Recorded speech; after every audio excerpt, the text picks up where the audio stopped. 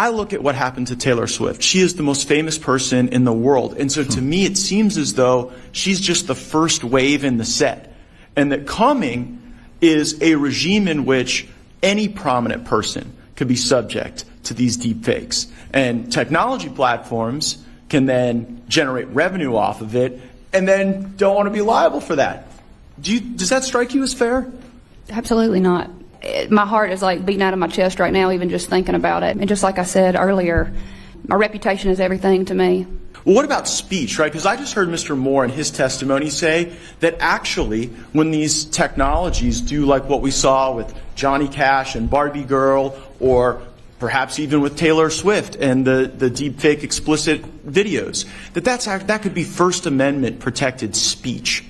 Yeah. Do you think that your representatives in Congress ought to repose First Amendment speech rights on robots creating deep fakes and explicit videos? It's absolutely not. Robots should not be subject to free speech. I can't even believe I have to say that out loud. Why shouldn't a prominent person or any person have the right to sell their name, image, likeness? Like if tomorrow, I'm a prominent person, if tomorrow I wanted to sell my voice to a robot and let that robot say whatever in the world it wanted to say, and I wanted to take the money from that sale and go buy a sailboat and never turn on the internet again, why should I not have the right to do that?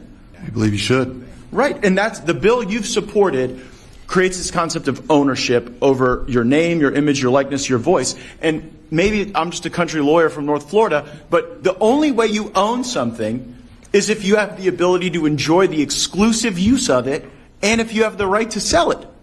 So if you can't sell your own voice, do you even really own it? And if you can't control the exclusive use of it, I don't know if you really own it. So I think this legislation is a good first step, and I think that the industry associations opposing it want to be able to avoid the liability, to be able to use the tech, and to be able to undermine the creative infrastructure that has allowed our country to flourish. Association of Technology Is your group supportive or not supportive of the No Fakes Act? We have no position on it. Do you intend to take a position on either of those bills? We're examining it.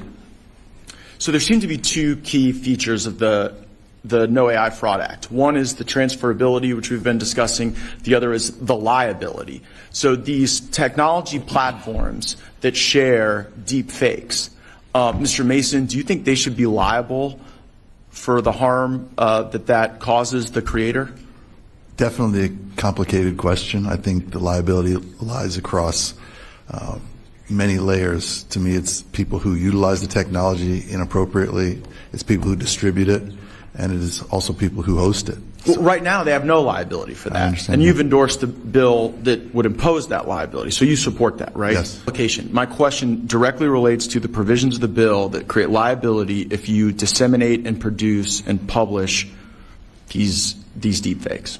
So the problem that I think we would be looking at as we examine this, there is the commercial Mr. Mohr, harm. I have very limited time. The question is, if someone disseminates deep fakes on their technology platform, is it your view that they should be liable or that they should not be liable for that? For now, our position is the current law is adequate to address it. So the current law doesn't create that liability, Ms. Wilson. And so I hear about your concerns, and if these technology companies that disseminate this stuff do it, they believe the current law should exist and there should be no enhanced liability.